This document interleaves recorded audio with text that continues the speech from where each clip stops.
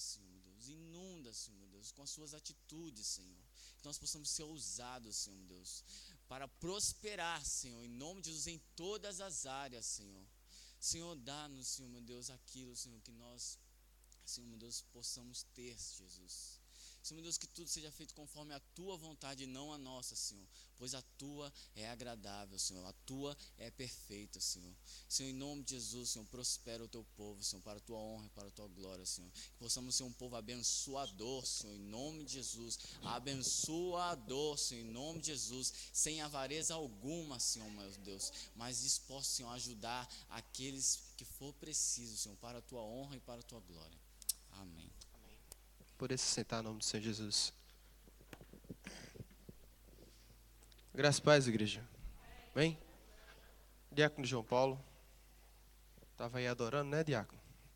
Esqueceu da palavra, né? Gente, bora, homem. Queria... Não, vou não. Pregar não. Se o povo quisesse que eu pregasse, eles reclamavam. Se o povo quiser que eu pregasse, eles reclamavam.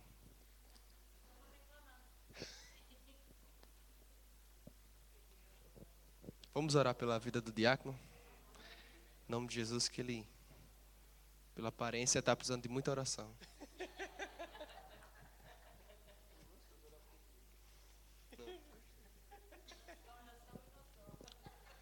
Gente, é o seguinte.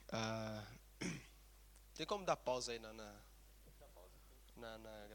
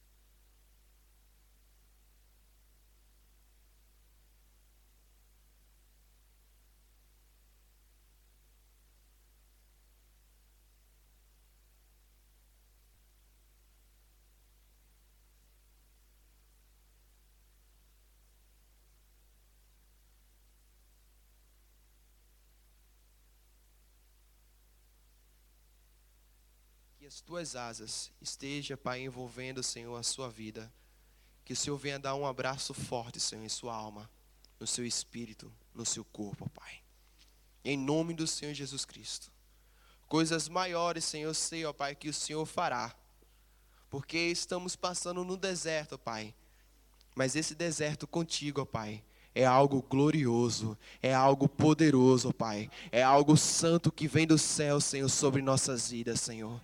Obrigado, Senhor, por esse deserto, ó Pai, que estamos passando, Deus. Porque quando esse deserto passar contigo, Senhor, nós não teremos, nem tememos mal algum. Porque o Senhor está nos guiando, ó Pai. O Senhor está colocando tudo no seu devido lugar, Senhor. Pai, no nome do Senhor Jesus Cristo, nós como igreja, ó Pai, onde tem mais de 2 ou 3 reunidos no Teu nome, profetizamos na vida do Teu servo, na vida daquele que é diácono, Senhor, da Tua igreja, ó Pai. Na vida daquele que Te busca, ó Pai, que se santifica, ó Deus, que busca a Tua sabedoria, Senhor, a Tua presença, ó Pai. Nós profetizamos como igreja, ó Pai, transformação, renovo, Senhor, sobre sua vida. Renovo, Senhor, sobre a sua vida. Abre os seus olhos espirituais para Ele contemplar a Tua glória, Senhor. Para Ele contemplar o Teu poder, Espírito Santo de Deus. Em nome do Senhor Jesus, faz a tua vontade e o teu querer sobre a vida dele. Estabelece, Senhor, o teu governo em sua mente, Deus. Em nome do Senhor Jesus Cristo. Faz, Senhor, os teus sinais e maravilhas no meio dele, Senhor. Em nome do Senhor Jesus Cristo. Porque as portas do inferno não prevalecerão contra a igreja de Jesus. E nós somos a tua igreja. Nós somos o teu altar, Senhor. E queremos mais o teu fogo, Senhor, sobre a vida do João Paulo, Senhor. Em nome do Senhor Jesus. Faz o teu querer, Senhor. Que é bom, que é perfeito, que é agradável sobre sua vida. Sobre o seu casamento, sobre sua família, em nome do Senhor Jesus Cristo. Em nome do Senhor Jesus Cristo, ó Pai. Revela-te, ó Deus, com poder, com misericórdia e com graça, ó Pai. Dá revelações, Senhor. Em nome do Senhor Jesus Cristo. Mas, Pai, aquilo que Tu sabes, Senhor, que está em seu coração, ó Pai. Em nome do Senhor Jesus, responde, Senhor. E apressa-te, ó Deus, a responder, Senhor. Em nome do Senhor Jesus Cristo, ó Pai. Eu te agradeço, Pai, pela vida dele em nossas vidas, Senhor. Em nome do Pai, do Filho e do Espírito Santo de Deus. Amém, Senhor. Amém.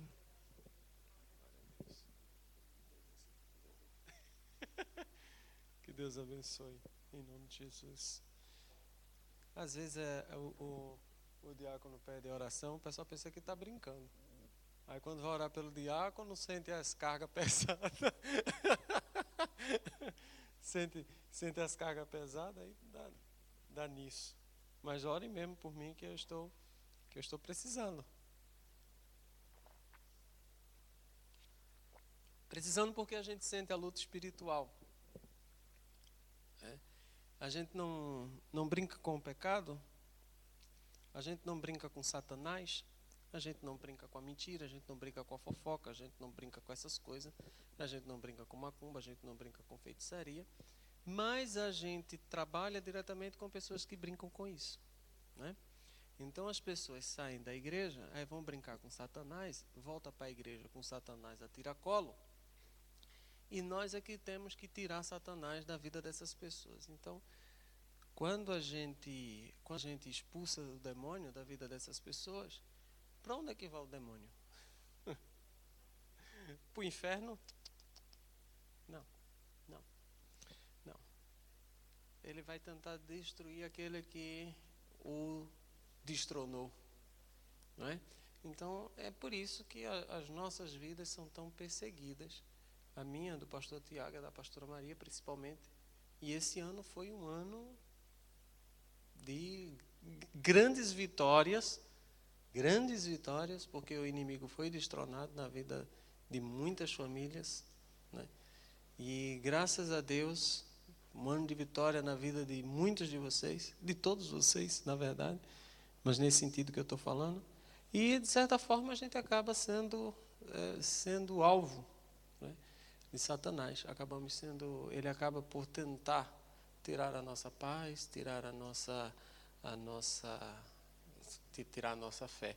Só que a fé do crente, ele não se manifesta na alegria. Nenhuma fé se manifesta na alegria. Deus não está preocupado com a demonstração de alegria através da sua fé. Eu tenho uma fé que... Não. Deus ele vai se agradar de você utilizar a fé no momento que realmente necessita. E o momento que necessita não é quando está faltando um pão, não. Esse momento não necessita, não. Você vai na padaria e compra um pão.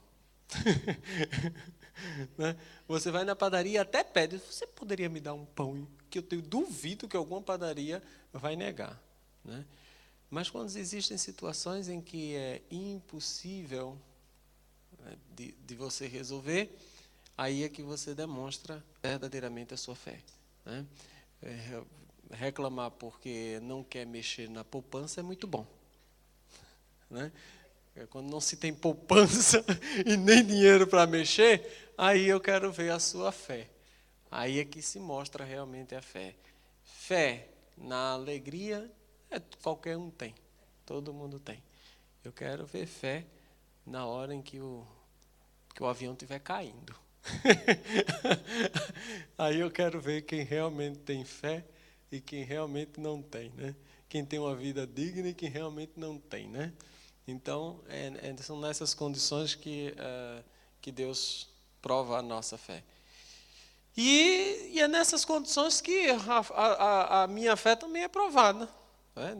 É nesses momentos em que eu tenho que demonstrar a minha fé e não me demonstrar abalado, acima de tudo, porque o inimigo não consegue nos abalar, mas ter a consciência de que necessito de ajuda espiritual, necessito de oração, necessito do apoio espiritual. Amém? Glória a Deus. Louvado seja o nome do Senhor Jesus Cristo. Não havia necessidade de Tiago ter desligado o microfone, mas foi bom, porque Isa ficou em casa querendo saber o que... Isa está em casa querendo saber o que o Tiago está falando, então, pelo menos, ela não vai saber se tentar ligar para mim, ela não vai saber o que foi que o Tiago falou, então a gente ri um pouco dela. Pronto, enfim. Estamos estudando o livro de Oséias, parei no capítulo 4, não foi? Eu li até o 19 do 4, e hoje nós vamos ler, foi isso mesmo? E hoje nós vamos ler o 5, 6 e o 7, talvez o 8, se possível o 9. Aí é com muita fé, a gente chega no 9. Mas é muito importante esse livro, essa passagem de Oséias, como eu falei logo no princípio, que vários desses de termos que Oséias usa que se tornam o nosso linguajar. Muito bonito. Eu já falei aqui acerca do meu povo perece porque lhe falta conhecimento, o povo foi destruído porque lhe faltou conhecimento. E a gente vai ver aqui no capítulo 6 também outras palavrinhas também muito interessantes para nós. Mas vamos ler lá o capítulo 5 de Oséias. Ele diz assim: é importante salientar agora que a partir desse capítulo 5, 6, 7 e, se eu não me engano, até o 9 ou 10, ele é dividido, 5, 6, 7, até o 8, ele é dividido em Deus exortando, Deus mostrando tem alguém mandando mensagem, acho que é Isaura. Deus mandando, exortando, dizendo ao povo o que é que o povo está fazendo de errado.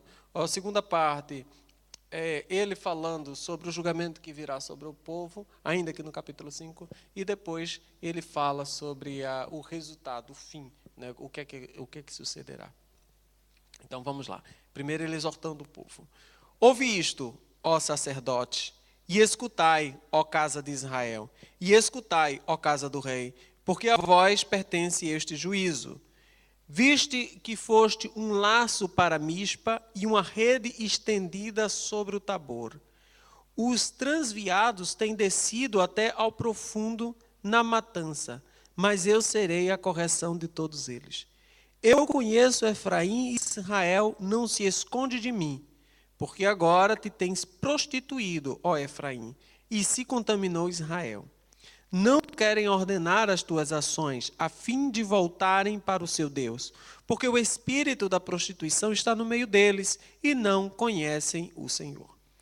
A soberba de Israel testificará, pois, no seu rosto, e Israel e Efraim cairão pela sua injustiça, e Judá cairá juntamente com eles. Eles irão com as suas ovelhas, com as suas vacas, para buscarem ao Senhor, mas não acharão, ele retirou-se deles. Aleivosamente se houveram contra o Senhor, porque geraram filhos estranhos. Agora a lua nova os consumirá com as suas porções. Tocai. Não, até aqui, tá bom. Primeira parte. Aí tem algumas coisas interessantes. É complicado, né, esse versículo. Vocês entenderam alguma coisa? Não, né? Alguém entendeu tudo que está dito aí? Eu sei, tudo que está dito aí eu sei. Alguém sabe? Alguém sabe a expressão, visto que foste um laço para Mispa e uma rede estendida sobre o Tabor? Sei nem o que o Tabor.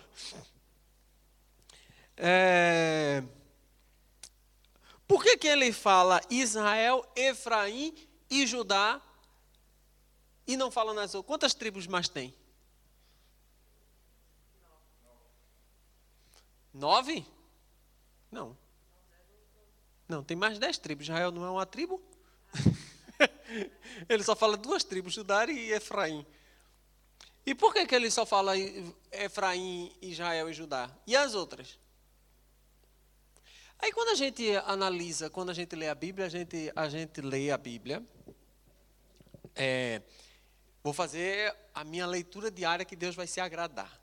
Né? E eu já falei aqui 1000 vezes que Deus não se agrada da sua leitura diária da Bíblia. Deus se agrada do seu entendimento diário da Bíblia. É quando você lê a Bíblia e busca entender o que lá está escrito. Porque ler por ler, os católicos fazem isso. Né? Recita o Salmo 91 de cabo a rabo e não sabe nem o que é o laço do passarinheiro e nem tampouco a peste perniciosa.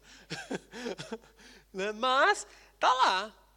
Então, a gente tem que ler e tem que entender. Porque se a gente lê e a gente não entende, não adianta de nada. Então, eu tenho que fazer pergunta. Que danado é esse de Tabor? O que é o Tabor? Né? O que é o... É a montanha, é o monte. O Monte Tabor. É o monte que fica em Israel. Mispa também é outra cidade de Israel. Quando ele fala que parece uma rede estendida sobre o Tabor, é porque, na verdade, ele está assemelhando isso a uma rede de pesca, que é estendida e de lá sai levando toda a gente. Então é uma rede de pesca estendida sobre Tabor e sobre Mispa, que sai rebanhando toda a gente para a adoração, para a prostituição. E a gente já falou aqui que a prostituição que Oséias está falando, qual é o tipo de prostituição que Oséias está falando? A idolatria, a prostituição espiritual.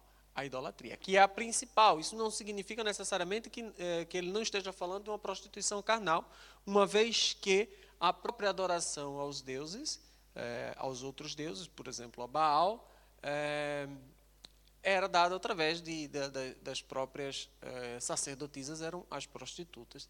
Né? E tinham relações sexuais em cima do altar, porque acreditava no Deus da fertilidade. Então, e essas coisas, isso era muito comum naquela época. Né? Até as sacerdotisas, principalmente de Corinto, né, que utilizava as sacerdotisas tinham na rua, as prostitutas eram todas sacerdotisas. Né?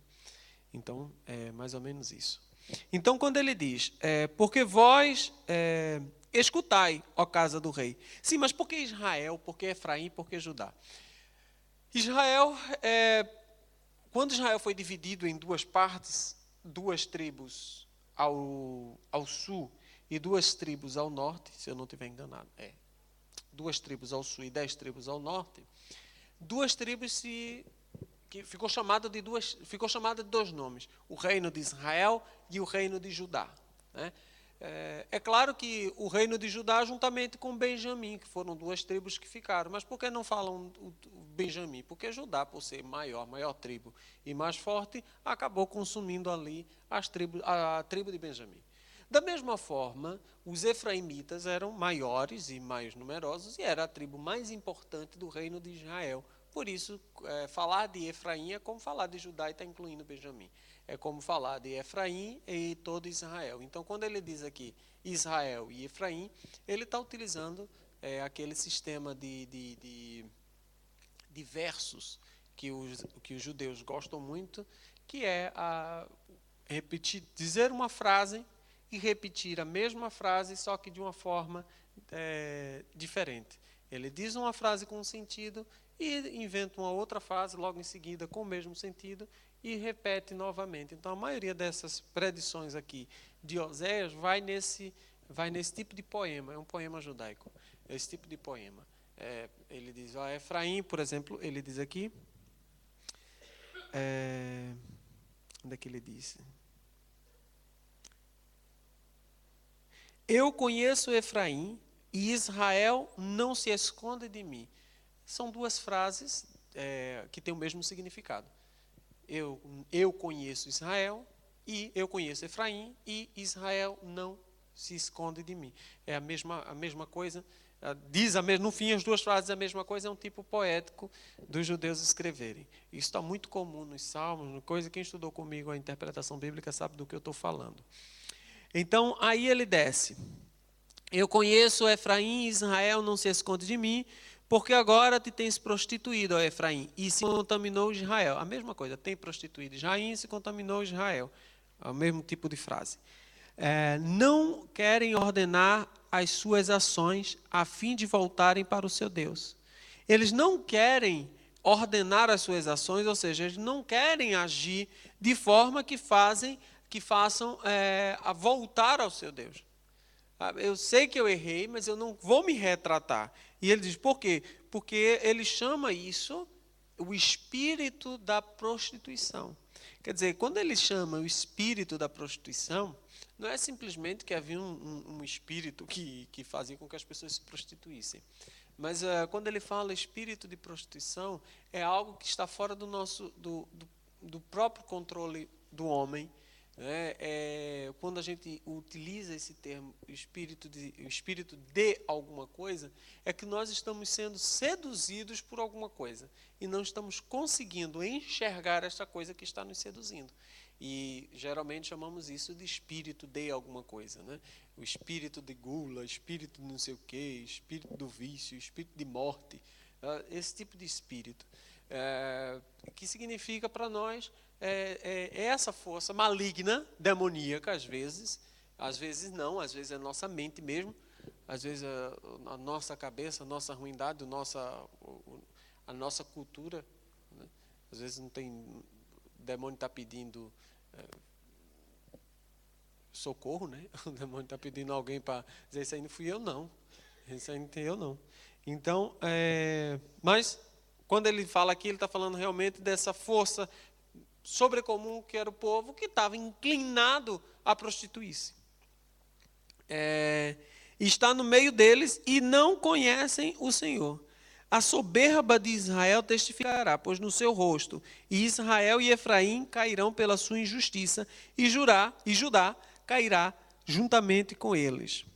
Eles irão com as suas ovelhas e com as suas vacas para buscarem o Senhor, mas não o acharão, ele se retirou deles. Aí ele está dizendo aqui, olha, que por conta desse espírito de prostituição e fazendo com que as pessoas se prostituam, vai chegar um tempo em que eles vão querer voltar ao Senhor, mas aí eles não vão achar ao Senhor.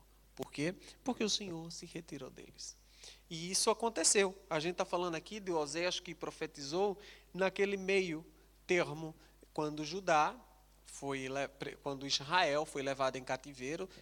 Israel foi levado em cativeiro 3 vezes pela Síria. E o último foi Nabucodonosor, que levou Judá. Então foram no mínimo 4 levas, 4 cativeiros. Não sei se vocês não estão lembrados disso. Mas nós falamos sobre isso nas outras, quando falamos aí no livro de Reis. Terminamos o livro de Reis. Então foram 3, Nabopolassar, Salmanassé e o outro que eu já não me lembro o nome dele, e Nabucodonosor. Então esses 4 reis entraram em Israel, primeiro levaram a parte de cima e depois é que levaram Judá, depois de muitos anos é que levaram Judá. E o profeta profetizou ali naquele meinho, e ele está dizendo, olha, Israel vai cair, mas Judá também vai. e ele profetizou e cumpriu-se, né? Versículo 8. Tocai a buzina em Gibeá, a trombeta em Ramá, gritai altamente em Bet-Aven, após ti, ó Benjamim. Efraim será para assolação no dia do castigo. Entre as tribos de Israel manifestei o que certo está. Os príncipes de Judá são como os que transpassam os limites.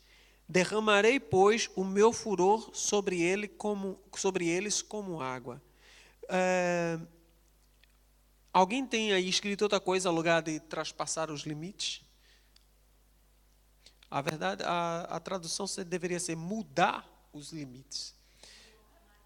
Mudar os marcos do limite, né? Os príncipes de Judá são como os que transpassam os limites. Traspassar o limite é diferente de mudar o marco dos limites, né? Essa tradução está meio complicada.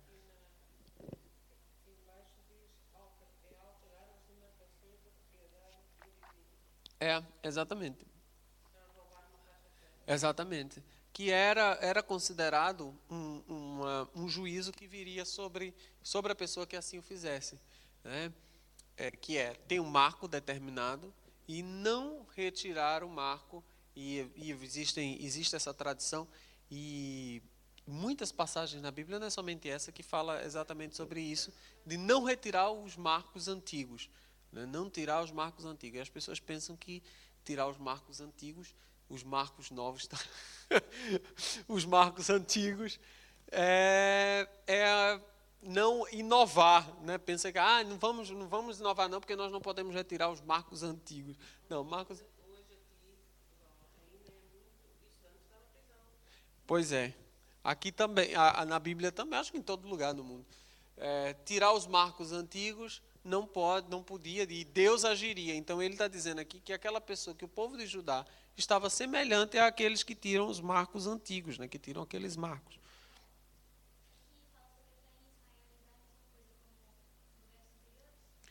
Quando ele fala Efraim e Israel é uma coisa, Benjamim e Judá é outra.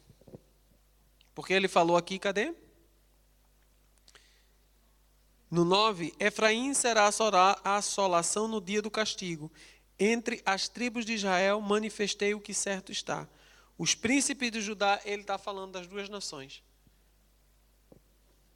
Entendeu? Quando ele fala de Efraim, ele está falando de Israel. Quando ele fala de Judá, ele está falando de Judá e Benjamim.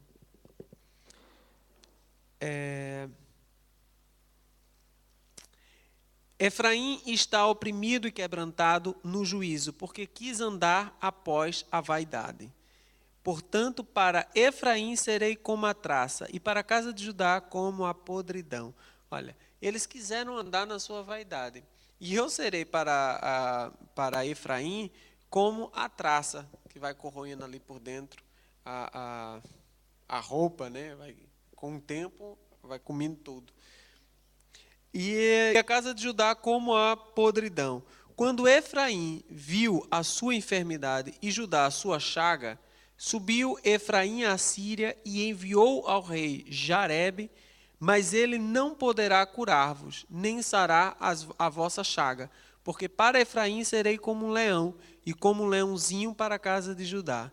Eu despedaçarei e ir-me-ei embora, arrebatarei e não haverá quem livre. O que é que ele está dizendo aqui? Aí a linguagem é totalmente simbólica, né? Ele está falando aqui no versículo anterior que ele será como uma traça.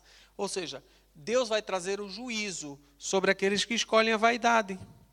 Eles quiseram andar após a vaidade, e agora por conta disso, eu serei para eles como uma traça. E ele diz, olha, mas quando Efraim ver a sua enfermidade, quando ele viu a sua enfermidade, ou seja, quando ele viu que ele estava fraco, como uma traça, enfraquecido, enfraquece um tecido, quando ele viu que ele estava fraco, aí o que ele vai procurar? Vai procurar a ajuda do rei Jarebe.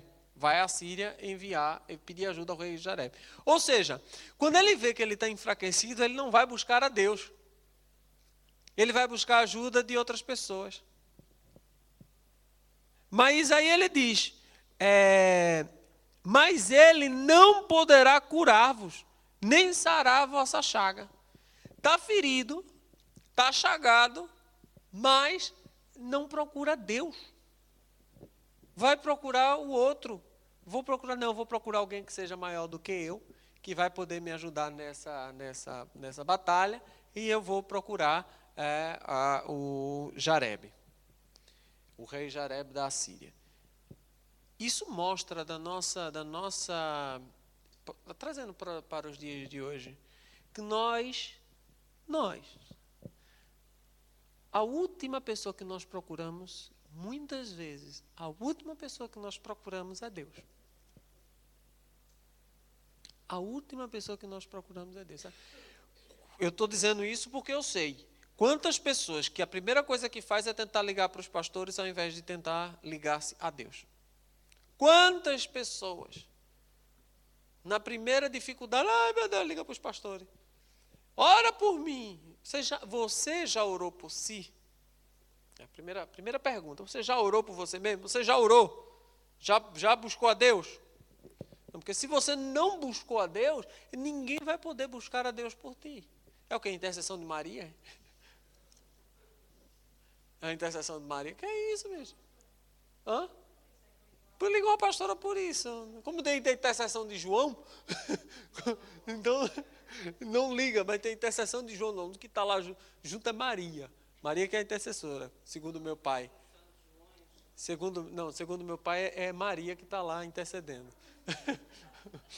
Mas ou seja, as pessoas preferem buscar primeiro a pessoas que vêm, como se aquilo fosse um alívio, como se a gente fosse dar uma palavra, né, maior do que a palavra de Deus, maior do que se nós fôssemos buscar a Deus. E essa infelizmente, é o que acontece com muitos de nós. Acontece muito de nós, infelizmente. Se nós buscássemos primeiro a Deus, duas coisas iam acontecer muito importantes. A primeira coisa que ia acontecer de importante é que você iria, em primeiro lugar, desafogar os pastores. Isso sem problema. Ia desafogar os pastores. Por quê? Porque a partir do momento em que você busca a Deus, seu problema vai ser resolvido. Seu problema vai ser resolvido. E você vai ligar para o pastor para contar a bênção.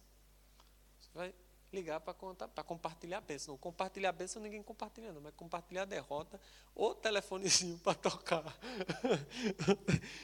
É complicado. Aí vem aqui a frase: irei e voltarei para o meu lugar, até que se reconheçam culpados e busquem a minha face. Estando eles angustiados, de madrugada me buscarão. Oh, aleluia, Jesus. Aleluia, Senhor.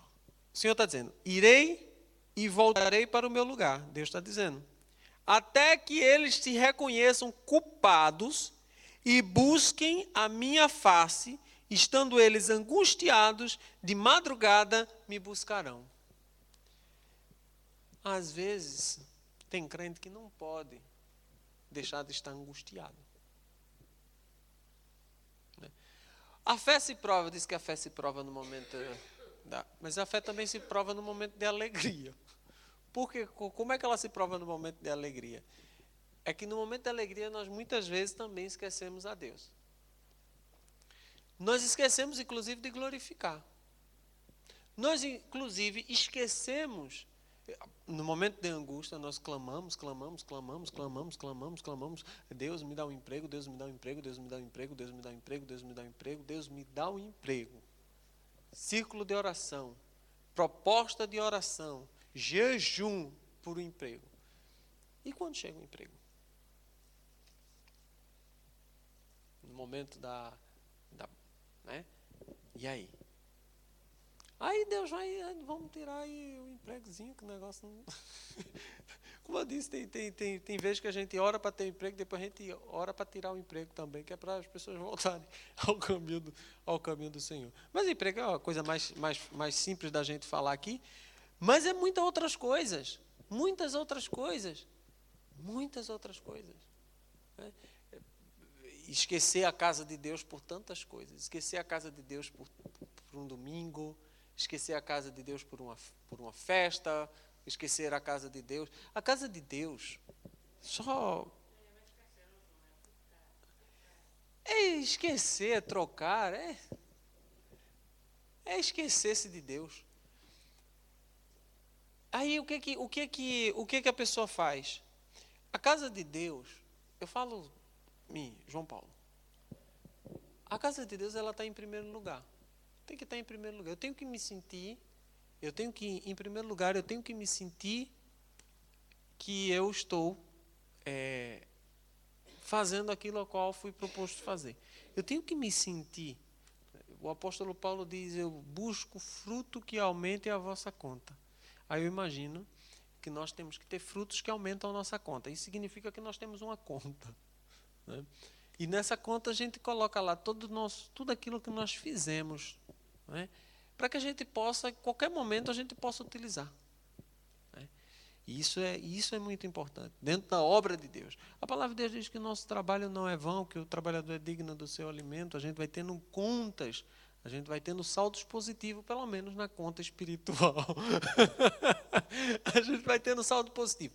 E aí, tem um momento em que a gente necessita sacar. Claro, tem horas os pastores trabalham 365 dias por ano. Tem dia que ele tem que esquecer igreja, né? Não é esquecer Deus, é esquecer que existe igreja, esquecer que existe crente. Porque senão eles endoidam o cocão.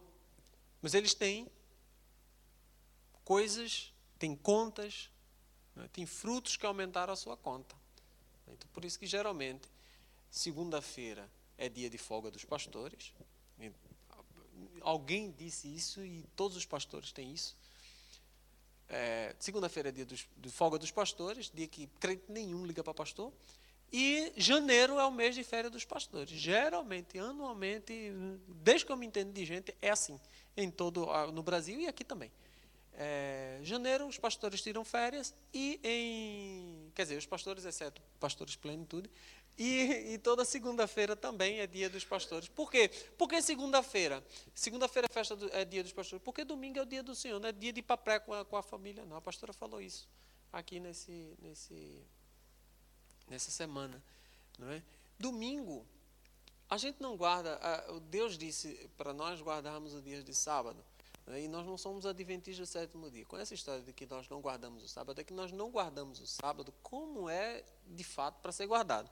Porque se a gente fosse guardar o sábado, como diz lá, para guardar o sábado, né, a gente ia ter nem os adventistas aí que não recebem nem dinheiro no sábado, não conseguem cumprir o ritual de guardar o sábado. Isso é impensável. Mas guardar o sábado, ou seja, guardar o dia do Senhor para o Senhor, porque a palavra de Deus diz muito claro que tudo foi feito em 7 dias. Né? Em 6 dias, no 7º dia o Senhor descansou. Por isso que Ele quer que a gente guarde o sábado. A gente tem 6 dias para fazer tudo. A gente tem 6 dias para fazer tudo. Deus criou o mundo em 6 dias e a gente não consegue viver em 6 dias. Domingo é o dia do Senhor. Pode chover canivete, domingo é o dia que você tem que guardar para Deus.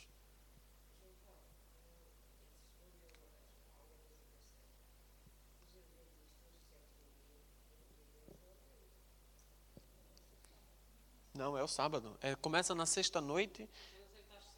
Começa nas sextas. Às 6, que é o sábado em Israel. Não, é sábado. É sexta da noite até o sábado.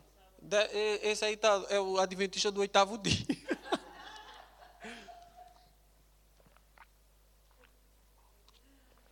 É verdade, é isso mesmo. É de sexta às 6 da noite até sábado às 6 da tarde. Até sexta.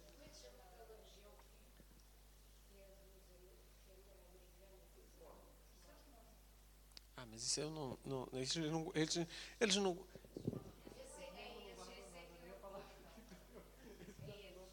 Mas pronto, o que é isso? Mas o que é esse guardar? O guardar é o dia que você... Sabe, é aquele dia que você guarda para Deus. Você dá a Deus, não, nesse dia. Mas não vai ter culto. Por quê? Porque houve uma vigília, mas é aquele dia que eu busco estar com o Senhor.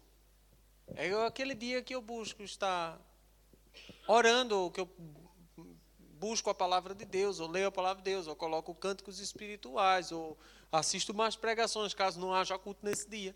Mas é aquele dia que é do Senhor. Lá no Brasil nós tínhamos trabalho manhã, tarde e noite, ou no mínimo manhã e noite. Mas era o dia todo preenchido. Então, infelizmente, a nossa cultura é primeiro eu, segundo eu, terceiro eu, quarto eu, quinto eu, sexto eu, sétimo meu retrato. Então, a gente esquece de Deus. E ele diz assim, ó, que ele vai deixar até que reconheçam culpados e busquem a minha face. Aí ele diz, estando eles angustiados, de madrugada me buscarão. Ah, não me busca mais não? Espera aí. Vamos deixar ele angustiado. Mas é assim. Aí vem a frase que nós cantamos, uma frase tão bonita, um versículo tão bonito, que tem Diante do Trono fez uma música, que eu já falo, mas já vai dar tempo de falar aqui algumas coisinhas. Vinde e tornemos para o Senhor, porque Ele nos despedaçou e nos sarará. Fez a ferida e a ligará. Depois de 2 dias nos dará a vida. Ao terceiro dia nos ressuscitará e viveremos diante dele. Essa expressão, depois de 2 dias, para o povo judaico, significa uma expressão que significa muito rápido. 2 dias significa uma coisa rápida, não tem nenhum sentido 2 dias, 3 dias, não. É mesmo, significa coisa muito rápida. É uma coisa de 2 dias. Pronto. Mas essa frase, ela é bonita, né? Tem até uma musiquinha, né? Como é que é a música, Laura?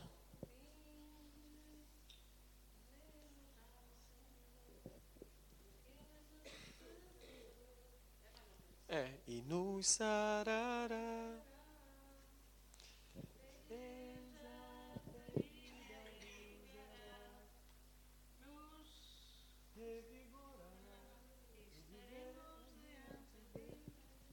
Há um bálsamo de gilead. Você estava tapando os ouvidos? Não, né? Aí ele junta 2 versículos muito adiante do trono, junta 2 versículos muito interessantes, que é o bálsamo em Gileade, que quem diz isso é Jeremias, e não há bálsamo em Gileade, não há lá cura para a filha do meu povo, e junta com esse aqui, vinde e tornemos ao Senhor, de Oséias. É um texto bonito, mas quem é que está dizendo isso? É o povo. Quer dizer, era para ser o povo. É a voz do povo isso, né? Vinde e tornemos ao Senhor. Aí, só que, às vezes, já imaginou a gente cantando uma música estilo assim? Sei lá, como é que eu posso dizer?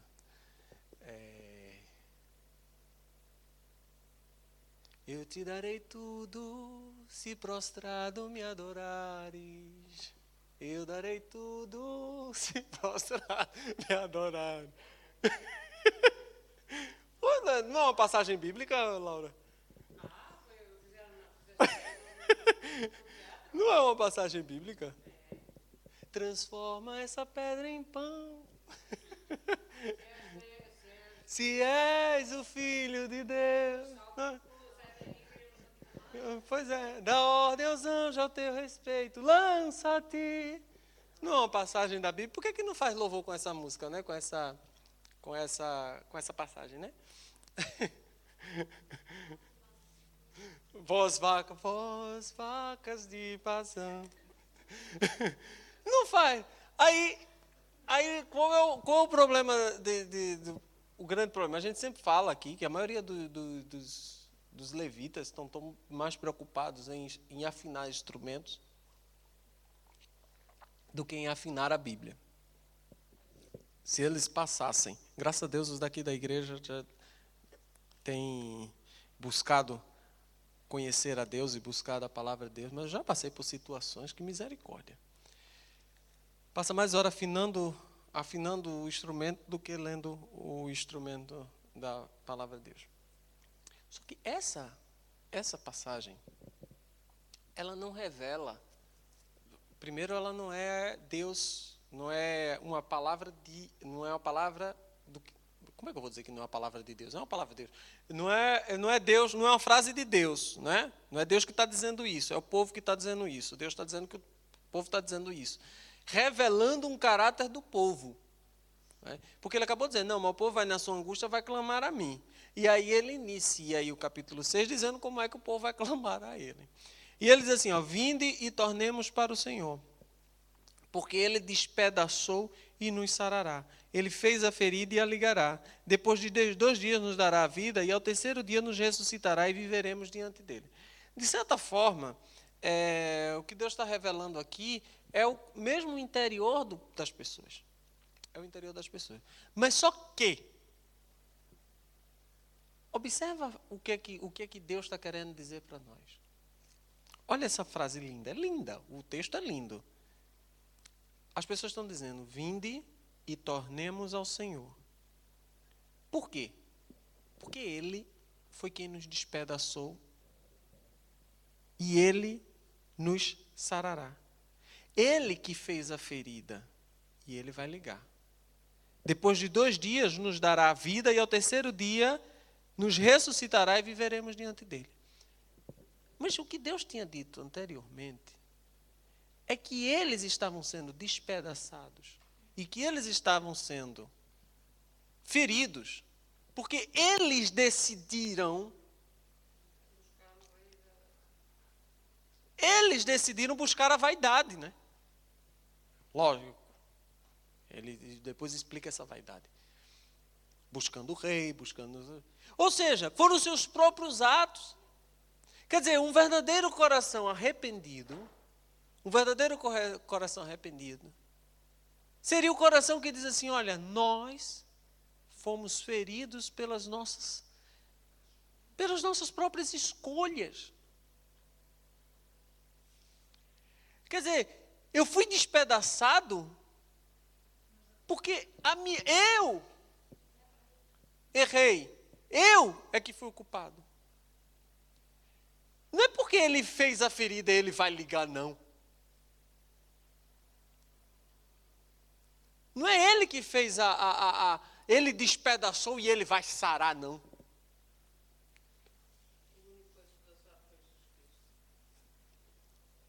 Pois é. E sem culpa. Então, ele está revelando aqui, acima de tudo, o caráter daquele povo. Que diz assim, ó, mesmo nessa angústia, o povo ainda vai me procurar com esse coração duro. Então a frase não é bonita de se cantar, não. Infelizmente a frase não é bonita de se cantar, não. Se você parar para ler o que a Bíblia está dizendo, essa frase não é bonita de se cantar, não. Ela é até, na melhor das hipóteses, arrogante. Arrogante. E dizendo que Deus vai, Ele despedaçou, Ele nos sarará. Ele fez a ferida e a ligará. Aí depois o profeta faz o chamamento. Conheçamos e prossigamos em conhecer ao Senhor. Depois que ele revela esse caráter, ele vem com essa informação. E aí, ele faz uma promessa. Aí sim tem a promessa. Conheçamos e prossigamos em conhecer o Senhor. E ele faz uma promessa. Como a alva, como o clarão, né, do amanhecer, será a nossa vida, né? Será a sua saída. E ele a nós virá como a chuva serosa que rega a terra. Ou seja, aí sim tem uma promessa. Né? Aí sim tem uma promessa. Conheçamos, e não é simplesmente conheçamos. Isso é importantíssimo analisarmos aqui. É conheçamos e prossigamos. Porque tem gente que diz, não, eu já conheço Jesus Cristo, já conheço. Conheceu quando, meu filho? Não, eu já conheço Jesus Cristo. Eu já falei aqui diversas vezes de um senhor que disse que conhecia Jesus Cristo. Eu já já sou crente há, sei lá, 60, 70, 80, acho que 90 e tantos anos. E eu disse, tá bom, mas me diga uma coisa. O que é necessário para ir para o céu? Aí ele disse, ser uma pessoa boa, fazer boas obras. Epa! Cadê? Que evangelho é esse das boas obras? Não, você tem que... E teimou comigo. Quase que saía na tapa, eu e ele. Não, tem que aceitar o Senhor Jesus Cristo como Senhor Salvador da sua vida. Acabou-se. As outras coisas vêm depois disso. Primeiro é aceitar o Senhor Jesus Cristo como Senhor e Salvador da sua vida. O amor, a caridade, vem em consequência do Espírito Santo habitar em nós. Porque se não for assim, é espiritismo. Né? É fazer boas obras, não sei o que, é kardecista. Né? Mas a promessa de Deus é que duas coisas devem acontecer. Primeiro, nós conhecemos ao Senhor. Mas também não é somente conhecer a Ele. É prosseguir na nossa caminhada, dia a dia, conhecendo ao Senhor. E Ele faz uma promessa quando nós conhecemos o Senhor. É que será a nossa vida, será como a alva, como o amanhecer. Como um amanhecer. Exato. Ou seja, eu posso agora enxergar. Amanheceu. Claro que a gente está falando aqui não de hoje, que existe luzes pelo espalhado e postos que você pode enxergar tudo. Não. Estamos falando aqui de uma época em que não existia luz elétrica. Não existia poste no meio das ruas. Né? Então, quando vem a alva, é a hora do povo se levantar para trabalhar, para aproveitar o dia. Então, às 5 horas da manhã, o primeiro raio de sol, já estou de pé, que eu preciso aproveitar o dia, porque 5 horas o sol vai embora, eu tenho que voltar a dormir.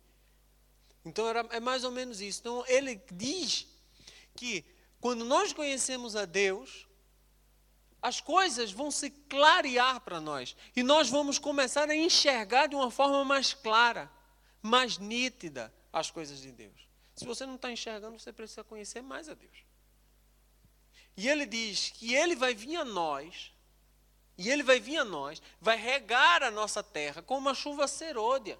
A gente já falou aqui da chuva serôdia e a chuva temporânea. Ou seja, no tempo certo, ele vai vir e vai regar a nossa terra, tornando-a produtiva. Promessa de Deus. Basta que nós conheçamos e prossigamos em conhecer ao Senhor. Amém? Aí ele diz, que te farei, ó Efraim, que te farei, Judá, porque a vossa beneficência, a vossa benignidade, a vossa bondade é como a nuvem da manhã, é como o orvalho da madrugada que cedo passa. Olha aqui. A sua bondade, sua beneficência, a sua benignidade é como a nuvem da manhã, é como o orvalho. Sabe quando aqui a gente percebe muito bem isso, né? Lá no Brasil é meio difícil, porque não tem, o orvalho nem tem. Mas você acorda aqui de 9 horas, ainda tem um orvalhozinho, né? No meio da rua. Ainda tem aquela, a grama ainda está com aqueles gelinho e tal. Em Israel, não. Saiu o sol, tem o orvalho da manhã. Mas saiu o sol, imediatamente aquela coisa vai embora, que a gente está falando do deserto aí. A gente está falando de um clima parecido com o nosso, mas, porque também é um clima mediterrâneo, mas com mais deserto. Com o deserto que nós não temos. Mas então, aí ele diz que a benignidade de Efraim e de Judá passa logo que o primeiro sol, nos primeiros raios de sol. Quantas vezes a nossa benignidade, a nossa bondade, ela se desfaz nos primeiros aquecer do dia, no primeiro aquecer das circunstâncias? Quantas vezes a nossa bondade não é? Uma vez a pastora na vigília falou falou sobre a nossa bondade para com os irmãos, para com ela, com a pastora. Ela falou da Luzia e dela, quem estava aqui na vigília lembra, quando estiveram as duas doentes.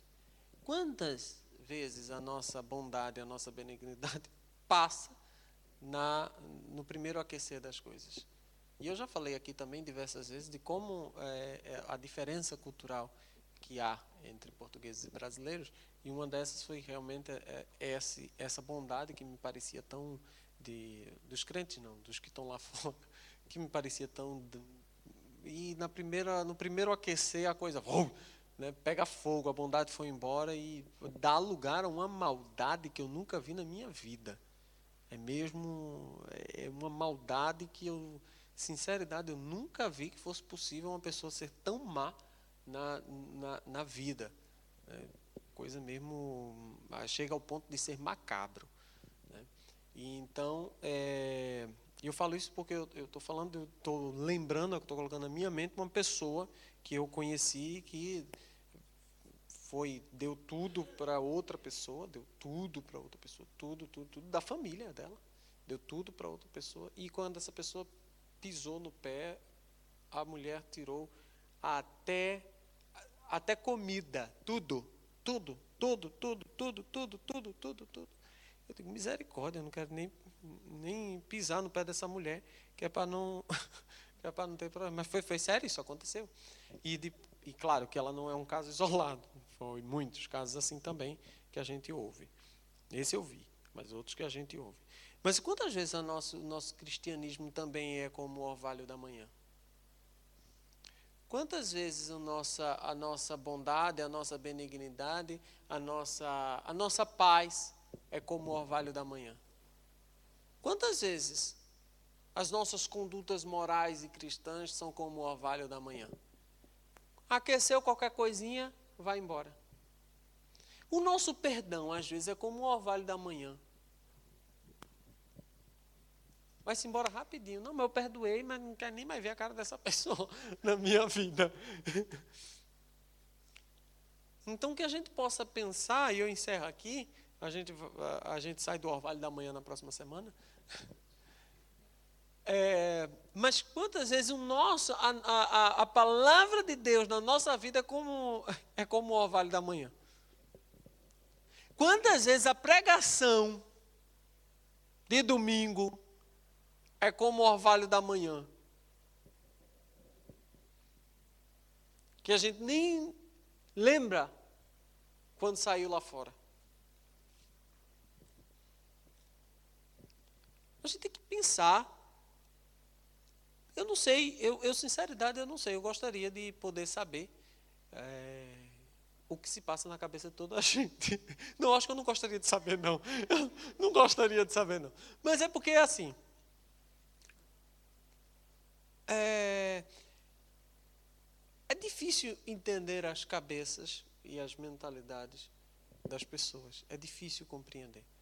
Até porque você não sabe o que é que se passa dentro da cabeça da pessoa e, às vezes, aquilo que está fora é completamente o contrário daquilo que está lá dentro.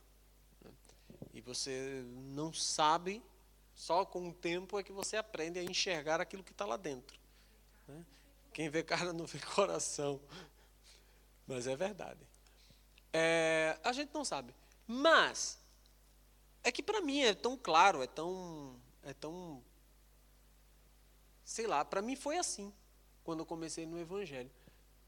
Para mim foi uma radicalização total. Uma radicalização, não é que eu me tornei um crente radical, até me tornei, mas não era isso. Mas, é radical, aqueles, como é que chama? Talibã. Crente talibã. Não. Tornei crente radical, por quê? Porque quando Deus me chamou, e olha, que Deus converteu primeiro toda a minha família, o último a mim. E quando eu imaginei, e eu nem sabia que eu tinha me convertido, quando eu me converti, eu nem sabia que tinha me convertido, eu aceitei Jesus Cristo, nem sabia que tinha aceitado Jesus Cristo, vocês já sabem dessa história, mas eu achei que não deveria ser da mesma forma.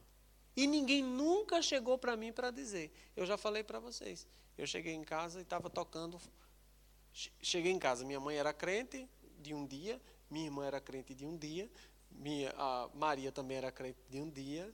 Permaneceram durante muito tempo como crente de um dia. Mas, quando eu cheguei em casa, eu não era nem crente de nenhum dia. Eu nem sabia que eu tinha aceitado Jesus Cristo. Só tinha confessado Jesus como Senhor e Salvador da minha vida. Não sabia nem o que aquilo significava. Mas, quando eu cheguei em casa, a primeira coisa que me tocou no coração, sem nunca ter falado sequer com um crente, a única referência de crente que eu tinha, até eu estava falando essa semana com a pastora Maria, a única referência de crente que eu tinha que era um bando de doido que falava com Jesus Cristo, falava com o Espírito Santo, e que que o Espírito Santo descia e falava através da minha tia, a mãe de Érica. A única referência que eu tinha é que a minha tia, a irmã da minha mãe, a outra irmã da minha mãe, falando da irmã da minha mãe, a mãe de Érica, dizia que ela é crente doida. Tu acredita que o Espírito Santo desce e fala com ela? Ela recebe o Espírito Santo, ela está ficando doida. É uma seita aí que recebe o Espírito Santo. E eu estava lembrando isso essa semana, que realmente a única referência que eu tinha de crente era que era um bando de doido que recebia o Espírito Santo e falava com Jesus Cristo e com os anjos. Era uma coisa maluca. Eu não sabia nem nada, mas a primeira coisa que me veio na mente, quando eu cheguei em casa, estava tocando pagode, estava tocando, sei lá, acho que era calypso, é coisa do inferno, lá no Brasil. E eu fui lá e troquei a estação da rádio e disse para a mãe, não é para a gente, está tocando isso aqui. Mas ninguém nunca tinha me orientado com isso. E a partir de então, todas as coisas foram assim. Eu recebi muitas orientações, mas não recebi nem 10% das orientações que vocês recebem. Diante de Deus. Não recebi 10% das orientações. Eu, com 5 anos de evangelho, não recebi nem 10% das orientações que o seu Manuel, que é o mais novo aqui, recebeu. Nem 10%. E eu estou falando 4 anos de evangelho. Foi quando eu entrei na faculdade de teologia. Então, o que eu estou dizendo é que, o que eu quero dizer com isso, conheçamos e prossigamos em conhecer ao Senhor, mas de dentro de nós, tem que ter alguma coisa que nos desperta para os nossos erros. Não preciso eu avisar ninguém. Quer dizer, você precisa atentar. Não, isso que eu estou fazendo é errado. E não vir com cara de tacho, achando que nós vamos julgar você pelo que você está fazendo. Quem está julgando é Deus. Né? Não adianta vir para aqui com cara de tacho. Como se Deus não visse seu erro. Como se Deus não visse Deus é o principal. Eu, Tiago, pastora Maria, somos nada. Somos nada. Mas Deus é que é. Deus é que está vendo. Quer dizer, você não precisa mudar uma situação para que eu, o pastor Tiago, a pastora Maria, vejamos, entendamos e, bichinho. Não. É você e Deus. Quer dizer, e por que é tão difícil se converter? Quer dizer, eu estou falando se converter mesmo, porque para mim não foi difícil, não. E eu sou melhor do que vocês aonde? Eu também tive 1 ano de evangelho, eu também tive 2 dias de evangelho, eu também tive 1 dia de evangelho como vocês. E qual foi a dificuldade? Não é? E o caminho que vocês estão trilhando, o caminho que vocês têm que trilhar, vocês têm que acordar para isso. Tem que acordar para isso e dizer, fogo, é isso mesmo. Eu sei que eu devo, se eu conhecer e prosseguir conhecendo ao Senhor, Ele vai vir a mim. Ele vai vir a mim como um amanhecer, um novo amanhecer sobre a minha vida. Aí eu estou vivendo na escuridão por quê? Porque não conhece e não prosseguiu conhecendo ao Senhor. E o Senhor, Ele é, de todas as religiões do mundo, o cristianismo é a única que permite que você tenha, na verdade, não é seguindo regras. Não, você não tem, faça isso, não faça aquilo. A igreja que tem, não faça isso, não faça aquilo, misericórdia. Você tem um conhecimento direto com o Senhor. E é isso que faz nós conhecermos e prosseguimos conhecendo ao Senhor. E é isso que faz com que um novo amanhã se rompa sobre a nossa vida. E se você ainda está na noite, eu tenho pena de você. É hora de você conhecer ao Senhor, para que o amanhã venha, para que amanheça sobre a sua vida e para que a chuva regue a sua terra como a chuva serôdia. Amém? Vamos ficar em pé em nome do Senhor Jesus. Deus de paz, ó Senhor Jeová, Tu és o Deus, Tu és o nosso Deus, Senhor. Deus, em nome do Senhor Jesus Cristo, Pai, se ainda há aqui, Deus, alguém que está na noite, faz com que venha um novo amanhecer, Senhor. Em nome do Senhor Jesus Cristo. Deus, que venha te conhecer e prosseguir, Deus, a cada dia te conhecendo mais. E que possa acordar, Senhor, acordar para o cristianismo que estamos vivendo. Que não seja um cristianismo como o orvalho da manhã. Não, Senhor. Em nome do Senhor Jesus Cristo. Que o cristianismo em nós, Senhor, seja radiante como a luz do sol, Senhor. Que aqueça corações, Senhor. Que seja visto ao longe, Deus. E que seja necessário para outras vidas ao nosso redor, em nome do Senhor Jesus Cristo. Abençoa cada um dos meus irmãos que estão aqui, que estão pela internet, Pai, em nome do Senhor Jesus Cristo. Abençoa, Senhor, os pastores dessa igreja, em nome do Senhor Jesus Cristo.